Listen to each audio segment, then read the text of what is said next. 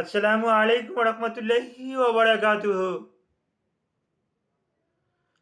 আমি ডাক্তার মীর শহীদুল ইসলাম। আমার চেম্বার শুভেচ্ছা 255 শেখগাঁট সিলেট। আর এখান থেকে প্রতিনিয়তই উপস্থিত থাকি আপনাদের জন্য গুরুত্বপূর্ণ ভিডিও আপলোড করে উপহার হিসেবে পাঠিয়ে দিচ্ছি। এই মুহূর্তেও ব্যতিক্রম হবে না। আপনারা শুনে আশ্চর্য হবেন। মানবদেহে দুটি রেনাল বা কিডনি থাকে।